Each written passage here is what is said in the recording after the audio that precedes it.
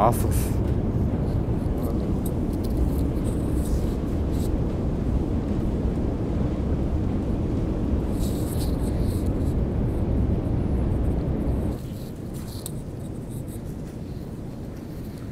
Бізге ШД вокзал керек.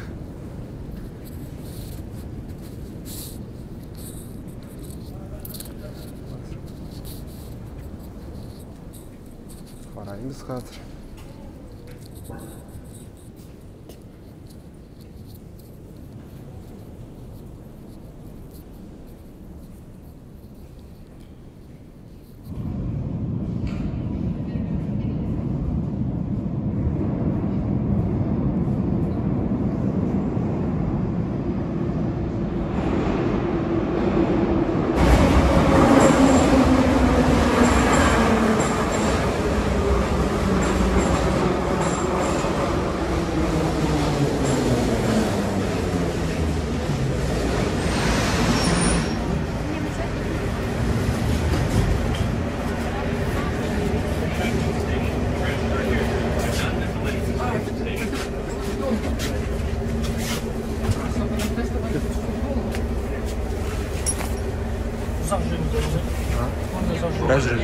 Biraz жүреміз ғой. Неше остановка жүрміз? Неше остановка жүрміз? 6 остановка.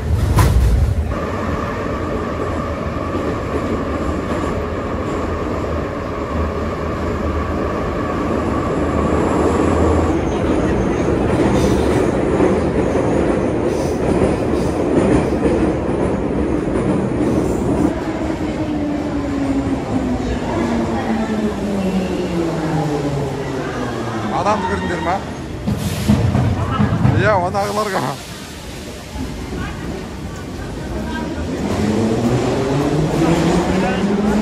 Айтма.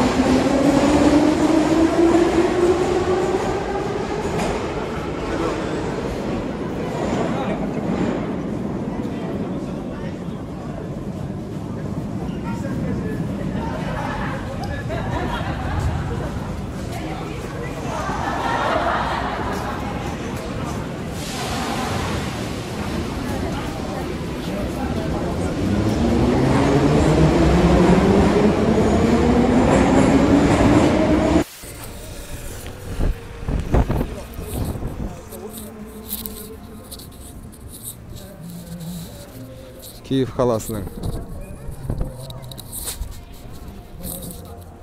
паркі. Бұл жақтың коньки ережесі басқаша екен. Айналып жүреді, бөліп тастаған арасын. Бізде кәдімгідей футболный поле сияқты ашық қой алаңдар. Алға! Абзал! Абзал! Давай! Қытай! Екінші болсай! Бол! Алға! Жақындап қалды! Абзал! Молодец! Біріншіге Абзал!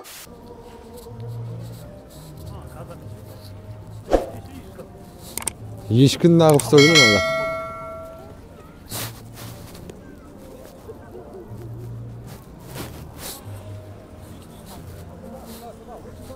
Мынандай бір түрлі адамдар жүр, не істеп жүргендер.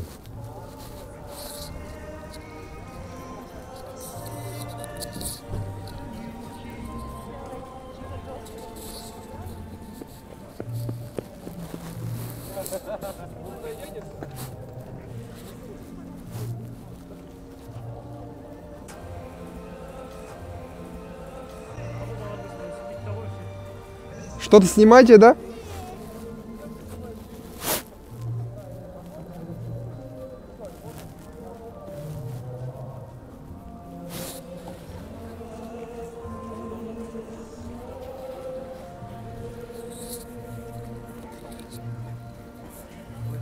Не болып жатыр. Добрий вечір добрим людям, на здоров'я. Щедрий вечір. Бір сектаға кіріп кетпей тұрғанда қайтайық. Жүр.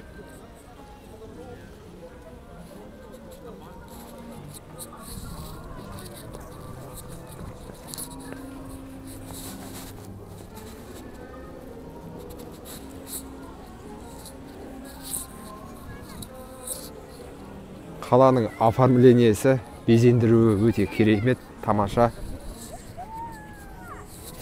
Сәлем деп жатыр маған.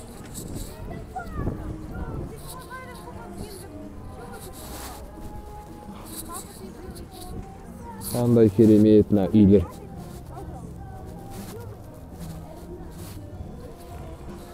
Кәдімгідей жаңа жылдық атмосфера көрінеді.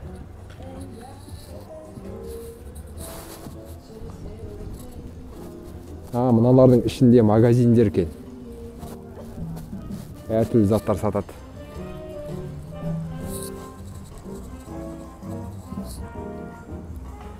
Киндерлардың магазиндері мінекей. Бүкіл жерде. Ана жерде киндердің автобусы тұр әне. Если у вас есть желание, можете студента поддержать, поддержать. Сколько вам не жалко? То есть нет цены. Я зарабатываю себе на учебу. Учусь в очень дорогом закладе и надо денег на учебу.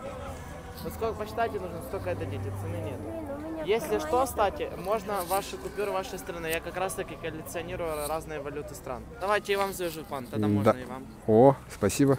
Я ж не кусаюсь. В Киев вам тоже нравится, да? Да. Надолго приехали? Город красивый. На неделю. На неделю, да. А что там, фильм снимают или что? YouTube? Где? Это YouTube, это YouTube. Блогеры, да? Да. Вот, это казахстанский тенге. Здесь карта наша казахстанская. Вот. Вау. Да, карта. Мужики красивые. Сзади в фоне это Каспийское море. Вау. Да. Красиво очень. Ну, спасибо мне. Да. Мне очень приятно. Тоже. Дякую. Все? Давайте. Тыкс. Давай, Петюня. Тыкс. Тыкс. Приезжайте в Казахстан. Приятно, приятно. Чайдың көкесі. Тамаша. Гранатовый дейді, малиновый. Классический. Сколько стоит стакан? 100. 100, да? Безалкогольный дейді. Мынау да шайлар. Донер сияқты екен біздің.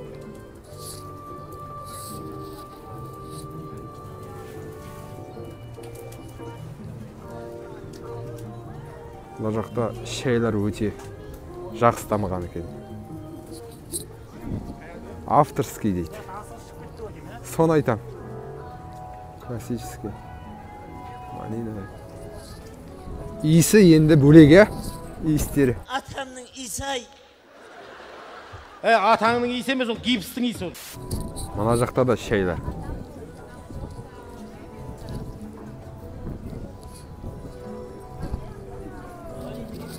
Мына жақта да шай.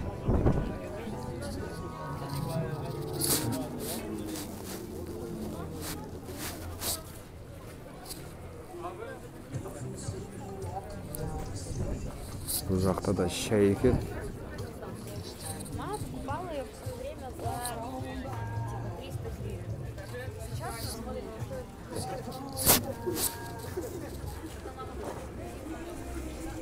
Пирожныйлар болып тұр.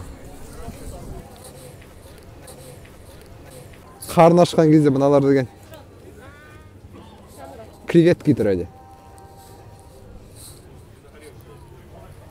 Йо, мынау деген.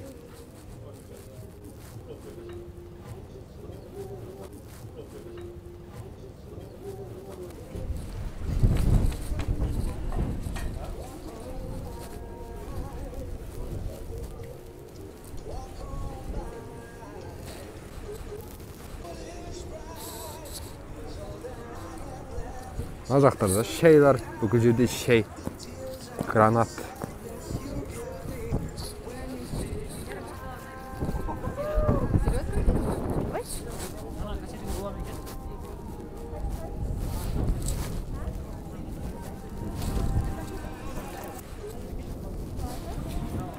Мына жерде ойындар ойнап жатыр. О, тимейді.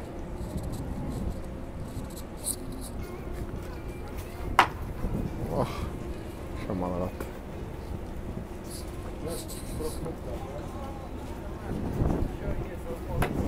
О, мимо опять.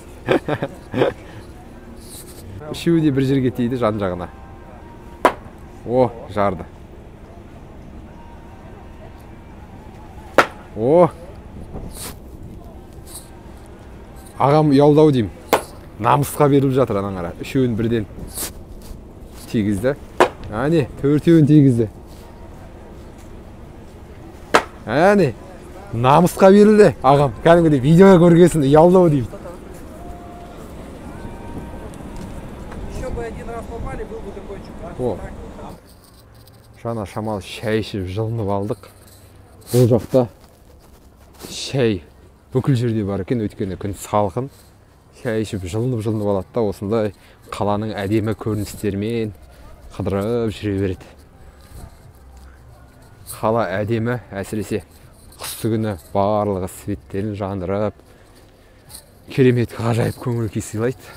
Киевтің орталығында келе жатып, ән айтқым келіп кетті. Андасында ән айтып қоятыным бар. Қазақта айтады, әу демейтін қазақы жоқ дейді. Не деген әсем қала деп. Мынандай бір ән шумағын жолдағым келіп тұр. Ей бері қара, бұл қап-қара Шымкент, көшедегі шара-бара бәріне шеттет. Ey benim oğlum kalklara Şümket, köşedeki bana bağırım cettet, bizi şettet. Сол әнді айтып кетсең, әзір. Өзім негізінен Шымкенттікі емеспін, Шымкенттікі де ойлап қалмаңыздар. Әдемі ән, құлаққа жағымды ән, есте қалатын жеңіл ән болғасын. Қазір хит әндердің бірі ғой. Және бір ерекшелігі, мынандай үйлерді жөндеген кезде, қайтадан қалыпқа келтірген кезде сыртын әдемі қаптамамен қаптап қояды екен. Бір үй сияқты білінбейді, қаланың мына әдемілігін құртпайды да, бірақ жөндеп жатыр. Міне біздің Қазақстанға да осылай жасаса, бізде 15-20 жыл бойы салынбаған үйлер тұр ғой қаңырап. Қаланың көркін бұзып тұрған жерлер көп негізі. Мен енді Алматы, Астананы білмеймін, біздің Ақтөбеде бар ондай жерлер. Міне әдемі, тіпті Chanel'дің рекламасын іліп қойыпты. Европада жақсы жері осындай ежелден бері келе жатқан үйлерге реконструкция жасап сақтайды оларды. Бізде Қазақстанда бір ақшалы адам тап болса, ақшаны жақсы төлесе, тарихи үйді бұзып тастап, орнына 25, 30, 40 этажды үй сала салады ғой. Завтра что, все переделали нафиг здесь. Все, последнее предупреждение, потом по-другому буду разговаривать. Все, Саке, мы тебя поняли. Мына үйдің сыртын қаптап қойған Продам дом деген. Бұл үйді сатып алған жағдайда да бұл жерге ешқандай жаңадан үй салуға рұқсат бермейді. Тек қана реконструкция, қайтадан өңдеп, жаңадан әдемі тарихи үй қылып шығарады. Келе жатқан бағытымыз барлық саяхатшылардың ерекше ұнататын жері, суретке түсіп Инстаграмға салатын жеріне келе жатырмыз. Яғни бұл әртүрлі түсті бояумен боялған үйлер. Мына жерге қыдырып, мына үйлердің әсемдігіне қараған әрине тамаша. Бірақ мына автокөліктерге өте қиын. Өте тайғанақ, тұз сепкен. Бірақ сонда да машиналар тайғанап жатыр. Мына машина тұрысын қараңыздар. Ана машина кетіп бара жатыр қорыққаннан. Міне келіп жеттік. Әртүрлі түске боялған үйлер.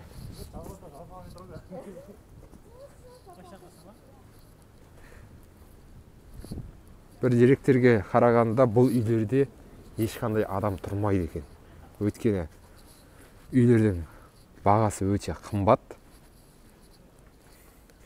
Сондықтан да шамасы келе бермейді екен бұл районнан үй алуға. Тамаша үйлер. Міне.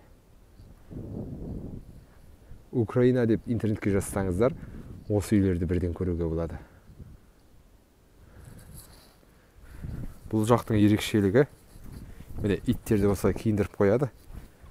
Қасындағы баласы сияқты еріп баратыр, әдемі киім, подсвет киіндіріп қойған еще. Аяғында аяқ киімі бар еще. Не деген аяқ киім мына?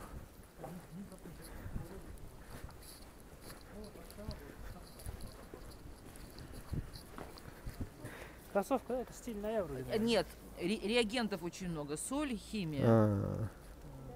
Поэтому одевают, чтобы лапкам довольно не было. Да, правильно. Вот, я думал, чтобы не замерзли. Ну, хоббиты же не мерзли. Да. И они, в принципе, не тут от химии. Ладно, спасибо вам. мына жерге тұз химияны көп себет дейді, қарды еріту үшін. Сондықтан да ол зиян дейді күшіктің аяғына. Сондықтан да киіндіріп қоямыз дейді. Әйтпесе иттер қыста Аляскада тоңбайды ғой дейді. О да дұрыс шығар. Мен айтамын да, бұлардың иттерді аяғына аяқ киім кигізсе спокойно жүретші. Біздің қазақтың иттері мен мысықтарына аяқ киім кигізіп көріңіздер. Не болады? Ана жерде не істеп не қойғаныңды білмей қаласың ғой.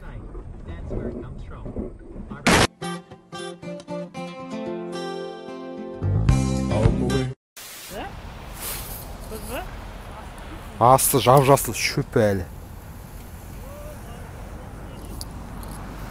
Қазір мына лестницамен айналып, мына мостқа бара жатырмыз. Барлық Киев көрінетін әйгілі мост. Міне Днепр көлі.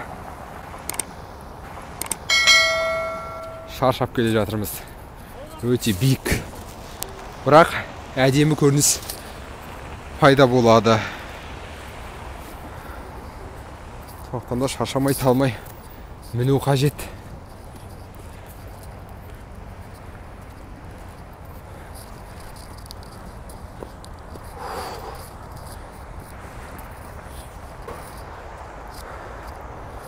Міне.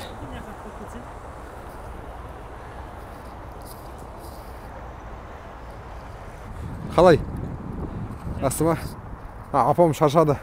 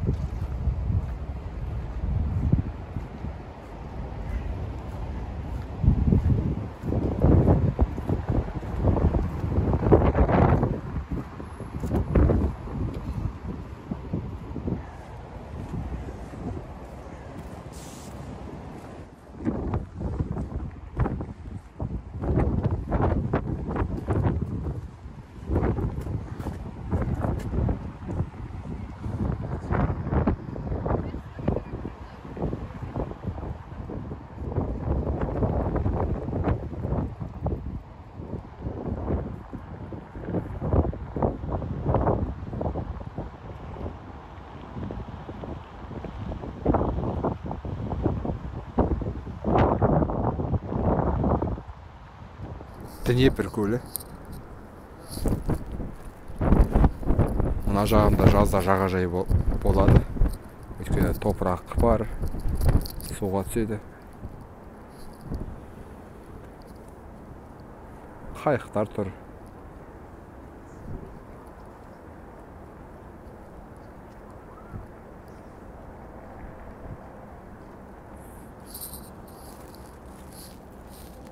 Мына жақта үйлер салынып жатыр жаңадан. Жаңадан салынған мост. Жаңадан деуге келмейді. Бұл мостқа да 2-3 жыл болып қалған негізі. Мынау негізі стеклянный ғой. Асты көріну қажет. Бірақ дәл қазір көрінбейді, өйткені мұз қатқан. Мұз қатқасын ештеңе көрінбейді.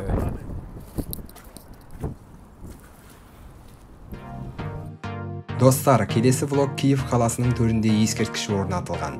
Киев қаласының көшесіне есімі берілген қазақтың әйгілі тұлғасы туралы болмақ. Ол тұлға кім деп ойлайсыздар? Пікір қалдырып кетіңіздер. Влогты жіберіп алмау үшін арнаға тіркеліп қоюды ұмытпаңыздар.